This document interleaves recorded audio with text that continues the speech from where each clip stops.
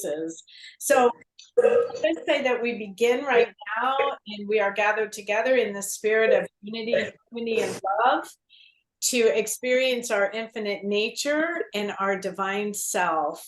So we are so grateful that we are here, that we are gathered in this beauty way, in this wondrous way, so that we can grow in our own understanding and our own spiritual unfoldment.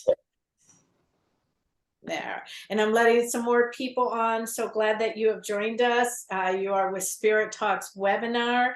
We meet the first Monday of every month.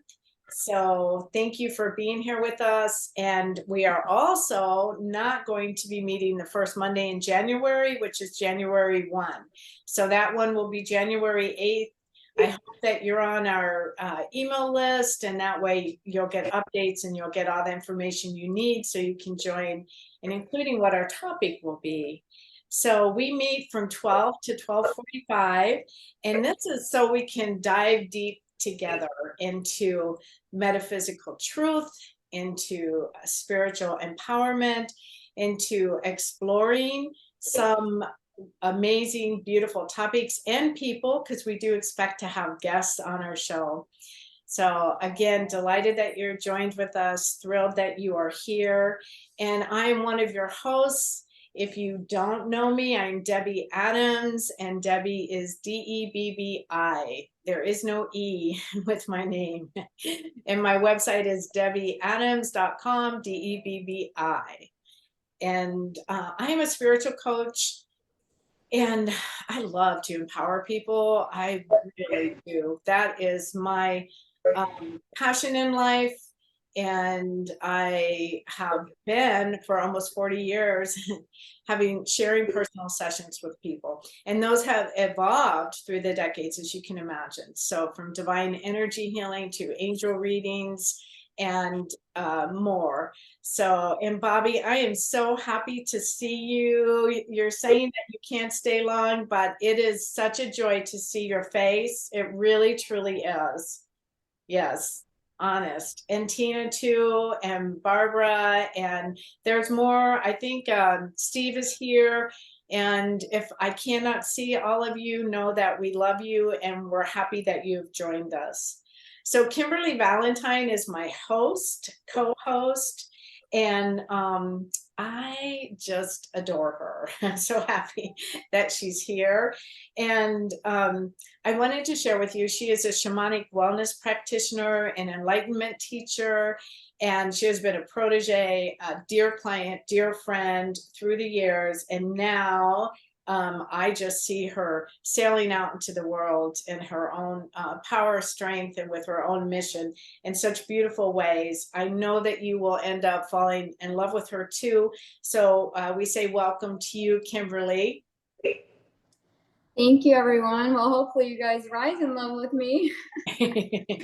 Thank you for having me, Debbie. It's always a pleasure to be here and have these spiritual talks with you.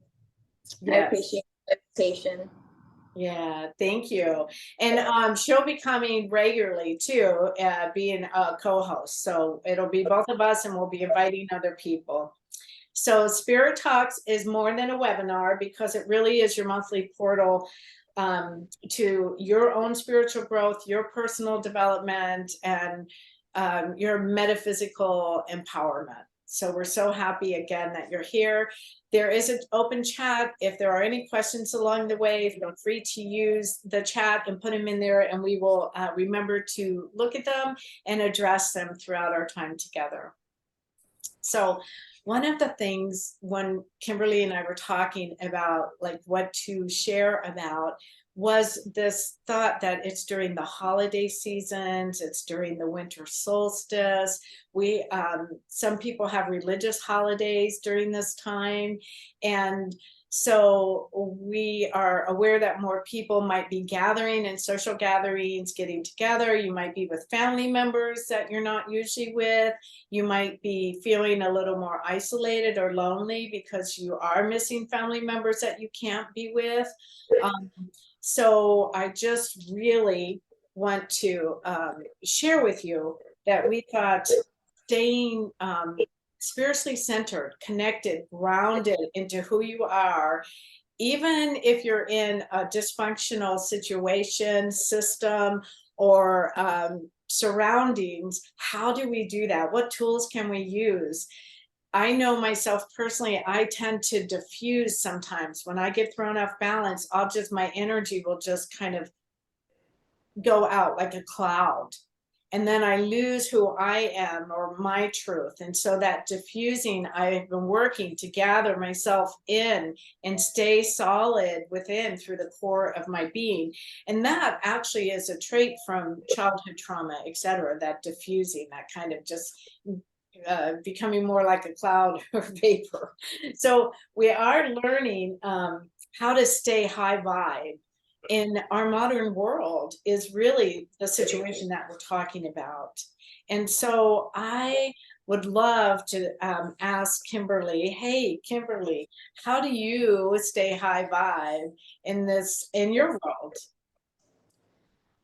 So some of the practices I do is I don't celebrate birthdays. I don't celebrate holidays. I celebrate life moment to moment every day. And so it takes expectation out of my daily life.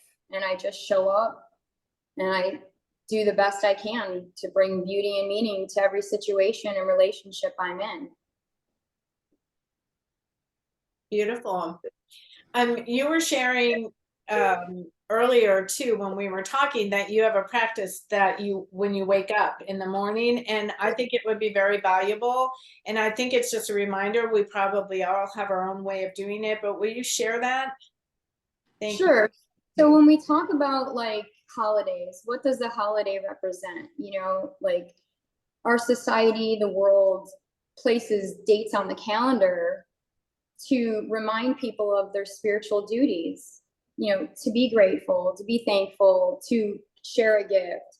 But, you know, and some people tell lies like, you know, oh, the Easter Bunny's coming, or oh, Santa's coming. And so I practice doing my best to use my power centers, my chakra centers, to live an authentic life, speaking truth, bringing truth and meaning to my day, to my morning. So I start out with every day is a celebration of life. If I'm opening my eyes in the morning, I'm alive. So it's a holiday, it's a birthday, it's a celebration. I am grateful for myself, my life, my body. And therefore, if I'm truly embodying that and believe that, then it's going to pulse out into my environment. Now, there are some days where my environment may be toxic and the holiday is now not feeling like a holiday. Some of the daily practices and rituals I do is breath work, meditation, fire ceremonies, always every day walking in nature, allowing Mother Earth to speak wisdom and truth and remembrance into my being.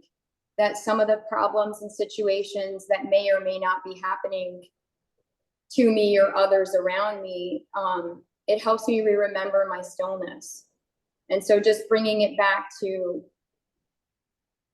that place of peace inside myself. And if I can attain that peace inside myself moment to moment, then usually I can be the light for someone's darkness or some stillness to somebody outside me that's in chaos. And these are things that I do for the last really and truly 18 years of my life. I've been practicing on this path, really and truly my whole life. But what I just told you about the fires and the meditation, it's really been the last 15 years of my life. So it's something I do every day. I do my best to be the healthiest version of myself every day. I'm grateful for my food. I know that my food is blessing me. I know that my water is, you know, empowered by my thoughts and intentions and in my gratitude. So really and truly, just the lesson I think for getting through these times is living in a place of gratitude. I've been triggered this week, you know, I've been triggered a lot, and I've had several things happen to where my spiritual practice allowed me to still my breath, still my moment, to where I was able to see the blessings in even something so annoying. Everybody, and like everybody becomes your guru at that point. And really and truly, everyone outside of us is just mirroring a part of us in the past, maybe a part of us in the present moment, or maybe somebody is behaving in ways that we know we can attain. Mm-hmm.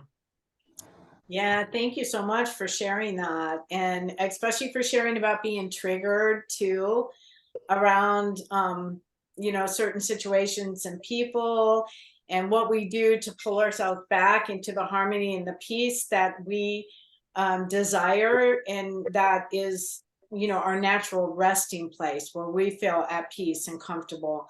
I wanted to say, if we're talking about dysfunction, I just wanted to say a few words around that. Like, what is dysfunction?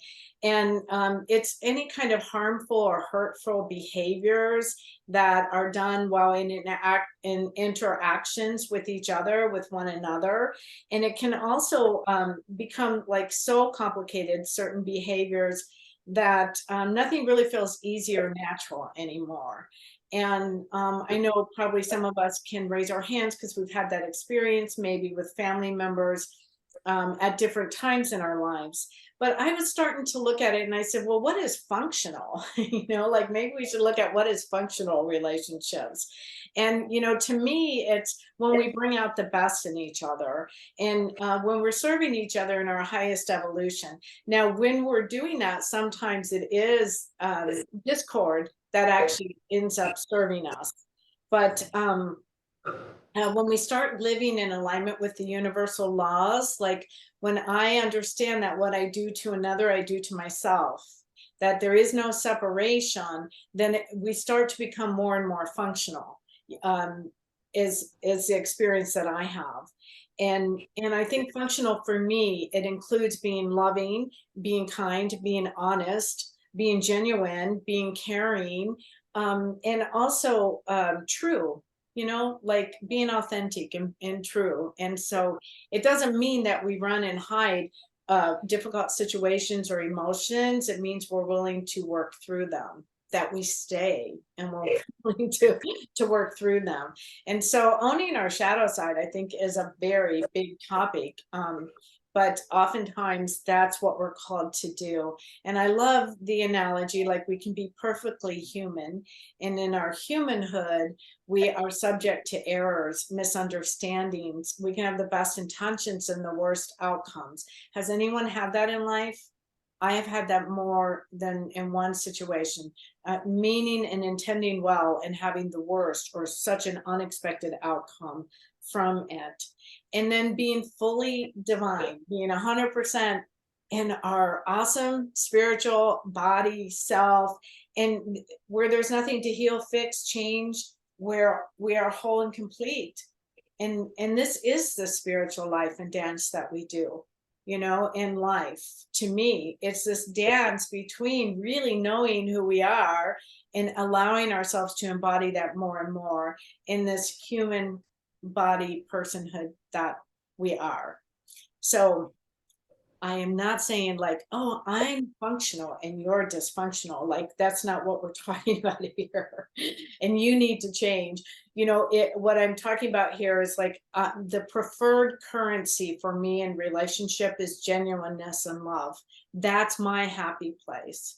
And when I'm around people who might be exhibiting like addictions or mental illness or stereotypes or things like that, it interrupts that ability to really show up or to be genuine. So I end up maybe becoming more the rescuer, more, there's trauma and drama usually associated with addictions and things like that. And so I have chosen to separate myself from that. Having worked through it, to a significant degree within my being, I just don't choose to be that rescuer anymore, or to be the one saving someone and showing up in that way. So sometimes we have to withdraw ourselves from situations that are painful or toxic or hurtful or demeaning to us. Sometimes that is kind of part of the spiritual path, and it can be difficult, when that happens, and especially if it's with family members. So, Kimberly. So one of the like when you talk about dysfunction, part of dysfunction, I believe, or at least I've experienced in my life, is that dysfunction can be a curse or a blessing, depending on where you are in your consciousness, where your heart is, and where your karma is. And I think the goal in this life is to transform your karmas into dharma. And so one of the ways that I practice peace is to, think about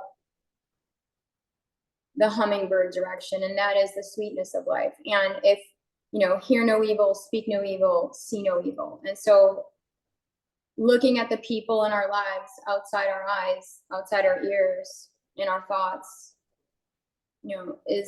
how is this serving? Is this conversation serving a purpose that's going to bring peace in my life, bring beauty in my life? Is hearing this going to bring me, joy, bliss? And having to place boundaries around myself is self-love. Separating, stepping out of the dysfunction, embodying the sacred rebel has been an archetype that I've embodied several times in this lifetime. And it's helped me say no. It's helped me detach from toxic relationships. And even though those toxic relationships may have come from me or been taught to me as a child, it's up to me to stop, still myself, and say, how can I bring beauty and meaning to this situation? And sometimes stopping and putting a hold on the relationship until you can, embody that peace, and then deliver it to the very people that are in front of you and practice it moment in moment, and then recreating your future and not making those same mistakes that you did in your past as a child or in different relationships is kind of what I've been practicing. And I know that, in a time when a lot of people are fearful in the world, I feel called at this time to bring truth. Is that true? Most of the time it's not. Most of the time people are arguing over things that aren't even happening in the present moment. So staying awake in the dream, staying conscious, watching what I see, watching what I hear, watching what I speak, checking my thoughts. And there's a lot of magic in stillness. There's a lot of magic in silence, and it gives people opportunities to really get to know their projections and, learn from their shadows. So sometimes stepping away from a toxic dynamic is the medicine, is the love. That's kind of how I experienced. 100%. 100%. Let's see if anybody's, no one's had any questions. Can anybody relate with that? Yay. I want to say that some of us might be the sacred rebel in our own way, and I love this archetype because she is me. I am her, and whenever I'm able to give words to things I've experienced in life, it somehow empowers me and helps me. So the sacred rebel is the one who speaks up in the family, in the church, in the society, in the community. She is the one who will speak truth, will say what others fear to say, and helps people to break free from the mold. So, but by her very nature, a rebel is an outcast. So she has removed herself from like established norms and is no longer willing to participate in them. And especially when these established norms are disempowering or hurtful or not truth, not what Kimberly was saying, like the highest truth of us, not the divine truth of us, not the beautiful spiritual beings that we're born to be in this world. So the sacred rebel can experience a sense of being exiled, or somehow, either she removes herself from the church, from the family, from a situation, or she gets exiled and gets removed for speaking out and for daring to speak up. But I do love her because she is the medicine. I do love her because it comes from a pure heart and a desire, a divine desire to see justice, to see equality, to live in fairness. So she brings the transformation. So she brings that healing medicine and that elixir that is necessary. And so that's why she's a sacred rebel. There's a place for her in our communities and our world, in our society, and it's for the betterment. It truly is for the betterment. But at the time, it seems to blow up, whatever the system is. Yeah, she's courageous. She speaks the uncomfortable truth, and she points out what is and isn't working anymore, what was, what wasn't. And she doesn't have a role, because she's divine. She's a divine archetype that is teaching all of us to step out of your roles. And once you step out of them and show up as who you were meant to be, you're meant to be a nameless one. You're meant to have many names. Yes, you will have duties, to show up, to participate in life and what life, brings to you and your community. But really and truly, she is beyond the roles and the labels. And so when she finds you and picks you to operate out of, it can blow your life up. It could make things very uncomfortable for a while. But when you start allowing that wisdom to teach you, this whole other world opens up to you. And she's really just trying to lead you into your divine self, into heaven on earth, new thought, new ways, limitlessness, potentials that you wouldn't be able to experience if you were in your small roles and allowed these projections that others place on you and you place on them, that usually are uncomfortable and painful and karmic. So she's there. She's like a karma cutter. She cuts cords, and she allows you to embody a higher version of yourself. But she's not an easy one. Like, she's not easy to embody. I know that firsthand. Me too. And also, she will go through every one of your relationships. And what she's trying to do is clean them up, clean you up. Clean the inner, therefore the outer will shift and change. Yeah. There's that beautiful word in the Peruvian shamanic tradition, Aini, being in right relationship. And we come into right relationship with ourselves, with great creation, with nature, with each other, with our family, and coming into right relationship can look messy at first. It can blow up things, but we have to have trust, that ultimately things can come back together again in a greater harmony, in a greater reality, in a greater picture. Like, part of me wants to say, like, through my experience, you can try to change your past all you want, and it may or may not work. The people in the past may have not done the spiritual development or had the blessings of meeting a spiritual teacher that can open doors and pathways into themselves in order to attain wisdom and knowledge the way you have. So there you have it, forgiveness for them or you, compassion. But what you can do, and what I try to do, is take the past mistakes that I've made and that made a lot of relationships out of balance, out of Aini, and do my best moment to moment with the people that are in front of me, and treat those people how I wish my past relationships were. And I've been practicing that for a while, and it seems to help me tremendously.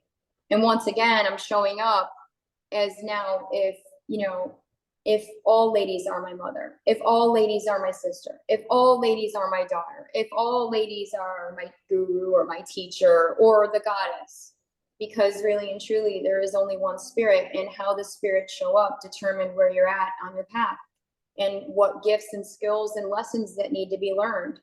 So every day is an opportunity to transform and become an I need and balance within yourself. And you'll know that you're getting in balance because your outer world will reflect it. Mm-hmm. And every time something is reflecting a shadow aspect of yourself, it's just another opportunity to gain wisdom and clarity and grow. Mm-hmm. Thank you. Yeah, I'm reminded of Ram Dass, who said, "Oh, you think that you've obtained enlightenment? Go spend a week with your family and then come back to me." And I've had that experience more than once. And I think one of the things I realized, I'm a very subconscious person, and I know that. And even in my chart, you know, like I'm a subconscious learner, is that I walk into my, you know, like family of origin, and I have gone into recovery, and I have done a lot of work, and I am no longer, you know, healing my own addictions, my own self, like that. And the system is still the same, like, or relatively the same, because I think we all grow, etc. But, you know, like people are still doing the same behaviors, etc. And so I am responding to the subconscious image of who I used to be. I'm feeling that, and I'm feeling it directed at me. Does that make sense? Do other people relate? It's really difficult when you change and you're completely different from the old machinery, and you come in and then everybody is like, you know, still like seeing and viewing you as the black sheep of the family, you know, or whatever it might be. And so, you know, I originally put forth like that sense of diffusion, like when we respond to trauma, some people respond with anger. That's a response, and it's a protectiveness, and that's great. For me, I learned diffusion. I just kind of forget who I am and just kind of go amorphous for whatever reason. And so I'm learning how to stay who I am today in the self of my being, who has 37 years clean and sober, around, you know, my family, who is still in various degrees and ways in their own addictive cycles, no matter what it's to, is challenging. I've got to say, it's like it can be very, very challenging at times, but I'm getting better and better at staying in the truth of who I am. And you know, and accepting. Acceptance is huge. If you can just accept people are who they are with the limitations they have. Like, you know, I like to feel deep connections when I'm with people, and I can't feel deep connections when they're not deeply connected to themselves. So that's okay. I just have to like accept the level and layers, you know, that are available and that are there when I'm with them, and let that be okay. Let them be okay with who they are. And it sometimes I'm really good at it, and other times I'm not good at it. But I do find that acceptance is a real key to our own empowerment. Not asking anyone else to change unless somebody's doing something that needs to stop now, but not asking them to change, you know, but changing my reaction and my ways of being around, or choosing not to be around. I get up and leave if it starts, you know, if people are losing their own consciousness with blackouts and stuff. I just get up and leave, because that's nothing I want to be around or put myself in or around anymore. So I too do that, Debbie. For me, you know, I feel like my body is the earth. My body is a reflection in the image of the goddess. And I listen to my body now. Like if my body gives me any signals that, this is toxic, this is not healthy, I simply just walk away. If I cannot bring peace, beauty, and meaning to a situation, then I simply don't call.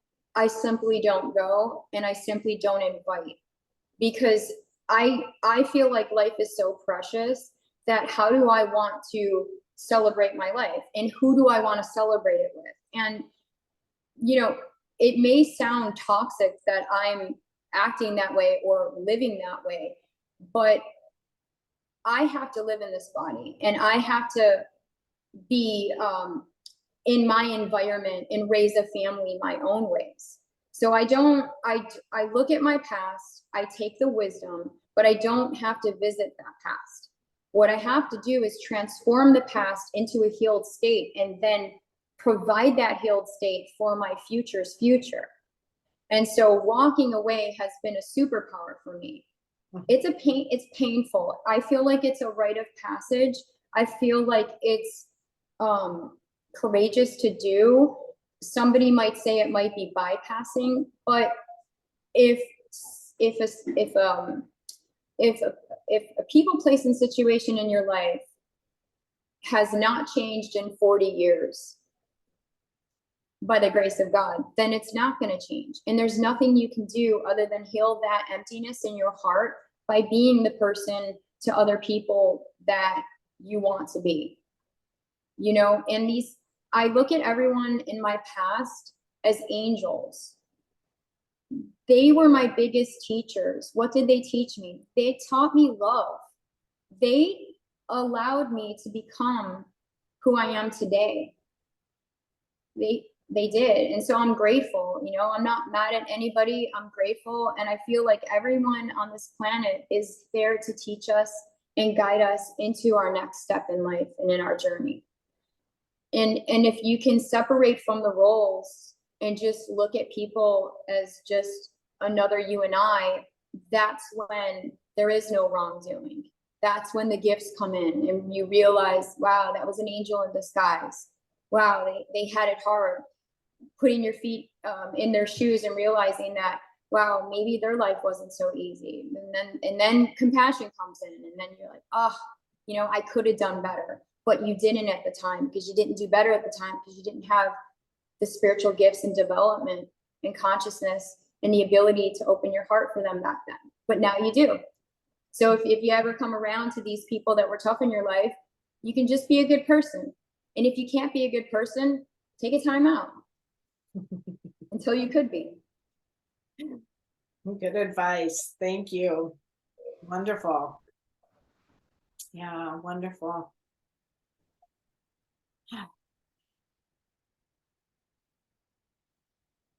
I think you speak to the saying that Rumi had, where there is a field beyond right and wrong, and I'll meet you there.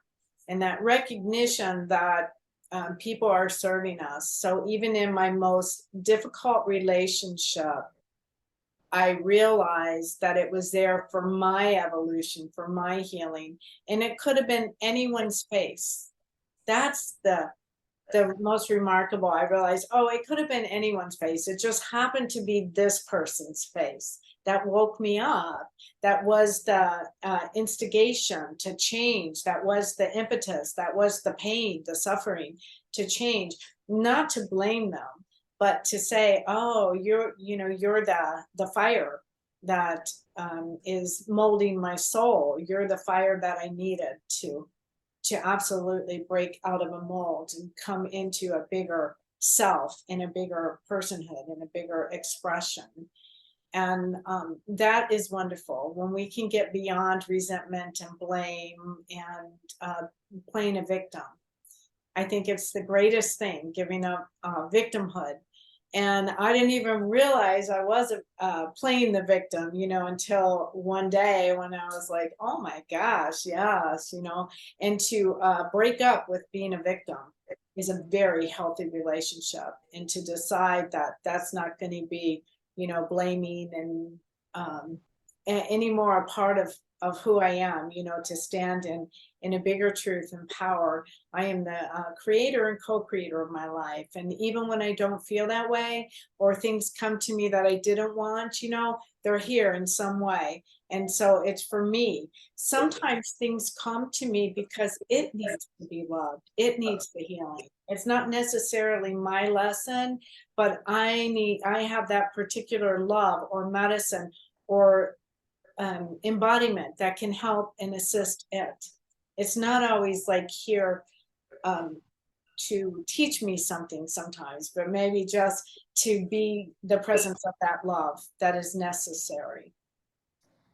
That reminds me of like the you and I, the universe. Sometimes you're the you, sometimes you're the I, and vice versa. And it's up to us to decide what the you and I, what verse we're going to write, what verse we're going to sing, what verse we're going to experience together. So right now in my life, I'm choosing peace. I'm choosing stillness. I'm choosing the beauty ways. So whoever's outside my eyes that doesn't reflect that, I simply won't write a verse with them. You know what I mean? And I want to say this too, Debs, is like sometimes, you know, spirit will use us, all of us here, to be those hard lessons for somebody else.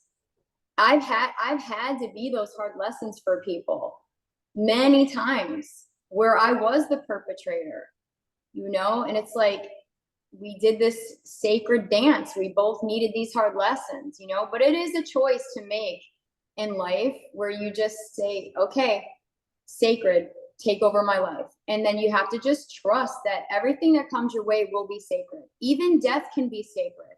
Mm-hmm. I just learned the biggest lessons in helping two beautiful souls cross over. Oh, painful, loving, juiciness of the you and I verse. I mean, it doesn't have to be all love and light. It could be, you know, an ending of a relationship, but how you do it, how you step into it will determine how you experience it. Mm-hmm. And also what chakra you're operating out of too. Mm-hmm.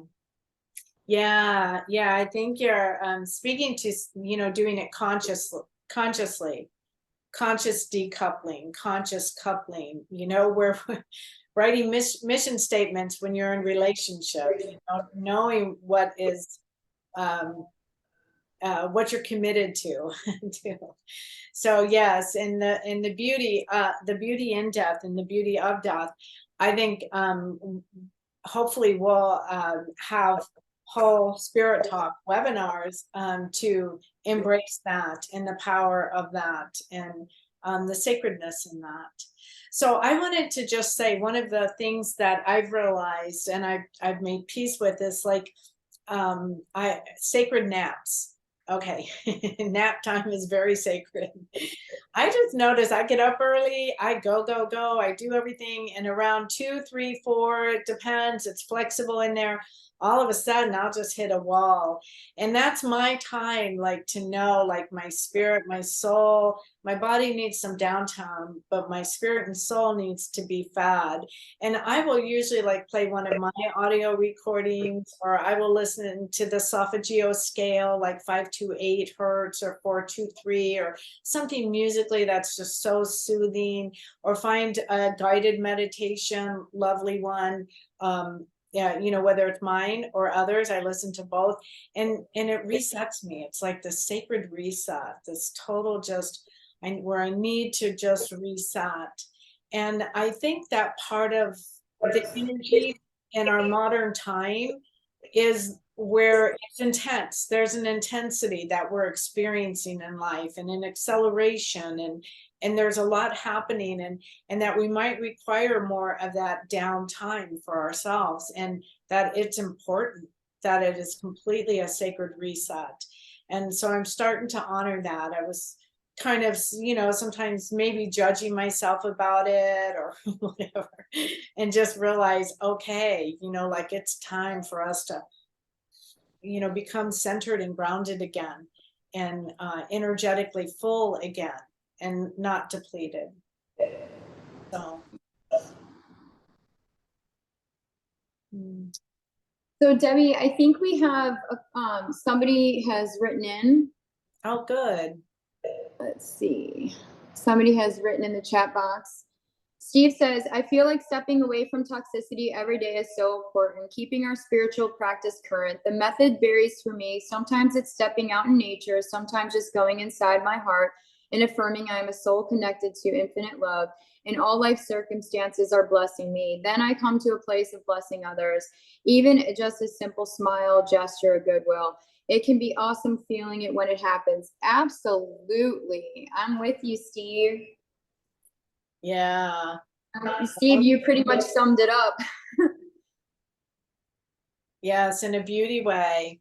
And I think, it's good. Like, we have like 3 minutes left in our webinar. And so it is a beautiful summing up. And I do, I do want to say too, having an affirmation or something that brings you back to peace is really important. So one of the things, I made it my affirmation in 1922, and then I kept using it in 23, and I'm still using it. It just has relevance to me, so I share it with you. But any affirmation that really is relevant, like it speaks to you. And mine is, everything happens with ease and grace and miracles in place. And that just will recenter me. It just brings me totally. So sometimes just having that one sentence, that one word, that one breath that you do, and you can come back into being centered and feeling, your deep connection and groundedness to your spiritual self, and to honor that. So affirmation can work too. We've mentioned a lot of things. It's been a beautiful time sharing with you. And Kimberly, I'm so grateful to have you and your wonderful gifts and clarity that you bring. So I am thinking that we have 1 minute left, and maybe we just want to take like 30 seconds and kind of just sit with our eyes closed and breathe in everything that has been shared, everything that we've done here. Just take it in and let it be with us in a wonderful way, and let it integrate into us in a way that blesses you, empowers you, expands your light, your love, your frequency, your vibration, just fills you up. We'll let spirit do all that magical work now in the few minutes or seconds that we sit in this space now.